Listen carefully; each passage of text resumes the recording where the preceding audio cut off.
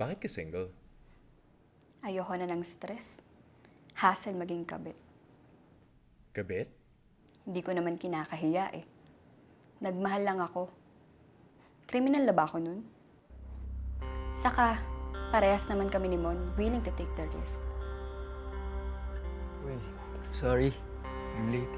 Tulog na sila. Hindi pa.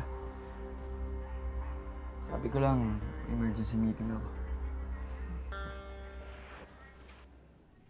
May pamilya na siya? Unfortunately, yes. At yun yung gumugulo sa utak ko. Kung paano pag nahuli ka? Hindi. Kung paano bang ipaglaban siya. Actually, kaya ko naman eh. Nagawa ko nga nung sinugod ako nung asawa niya. Anong ibig sabihin nito, Simon? And you? Ikaw ba yung sinasabi niyang boss? Yes, I'm the boss. I am his boss. Meaning, ako ang masusunod. Ako ang nakakaangat. At kahit sa ating dalawa, ako ang mas pipiliin niya. Ikaw? Ang kapal na mukha mo. Tama na. Kabit ka lang. Asawa ako.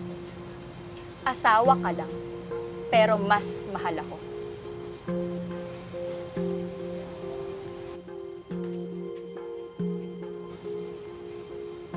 Mga hayop kayo! At kahit nanay niya pa yun, wala akong pake. Ang lakas ng loob mong makisawsaw sa lalaki may pamilya. Who are you? Ako lang naman yung biyena ng lalaking nilalandi mo.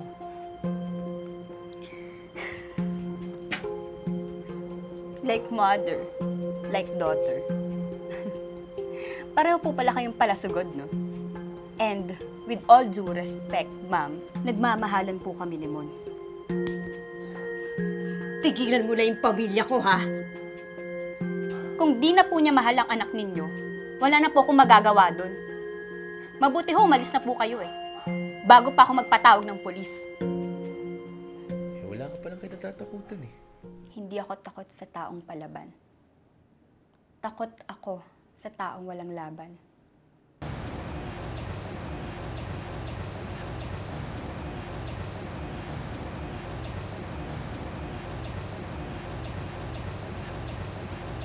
Hi. Kanina ka pa? Sorry na-traffic kami. Ito nga pala si Aubrey. Si baby girl ko. Aubrey, this is Tita Clara. Say hello. Hello, Tita Clara! Hi, Aubrey. Nice to meet you. Paano? Nanda muna kayo Order no food. Tita Clara, friends po kayo ni Daddy? More than friends. Best friends po? Parang ganon. Basta love ko yung daddy mo. Ako din po. Love na love ko si Daddy. Tsaka si Mommy. Sabi ko dati, hindi naman mabigat maging kabit ng isang pamilyado.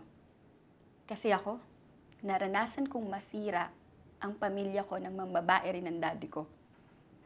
Pero kinaya ko.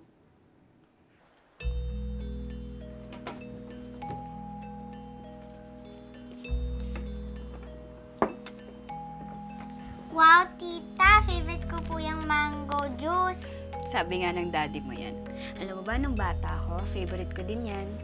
Lagi akong ginagawa ng daddy ko, lalo kapag good girl ako. At dahil good girl ka, binigyan din kita. Thank you, Tita! Ano ba yung dinadrawing mo? Ito po si Daddy, si Aubrey at si Mommy. Sabi po kasi ni teacher sa school, i-drawing ko daw yung happiness ko. Ang ganda naman yan. Ikaw, Tita, nasaan po yung family picture nyo?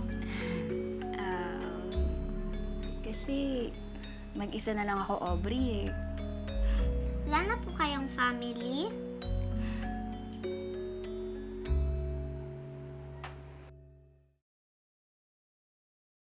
Kaso hindi pala lahat ng taong iniiwan. Kasing lakas ko. Hello? Hello, Tita Clara. Sorry po na tumawag ako. Si Mami at si Daddy po kasi nag-aaway. Si Daddy po umalis, iniwan po kami. Tita Clara, pwede niyo ba sabihin kay Daddy na umuwi na siya? Diba best friends naman po kayo? Nung narinig kong malungkot ang boses ni Aubrey, parang narinig ko yung sarili kong nagmamakaawa noon.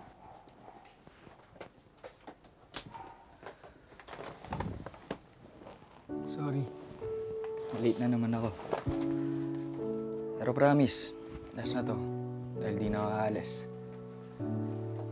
Hindi pa sila tulog, di ba? Ha? Tumawag si Aubrey. Malungkot yung bata. Iniwan mo na daw sila. Oo. Dito na ako sa'yo. Handa na akong iwanan yung pamilya ko para sa'yo.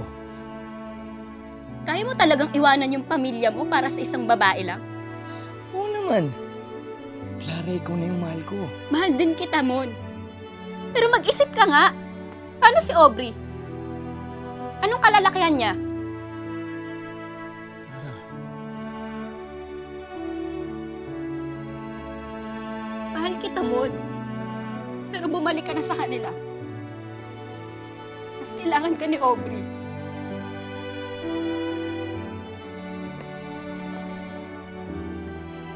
Akala ko ganyan ako katapang. Pero pag nakita mo yung nakaraan mo sa ibang tao, bigla ka na lang manghihina. So bakit ka single? Kasi mas kaya kong mag-isa kesa mang-agaw ng taong kailangan ng iba. Salamat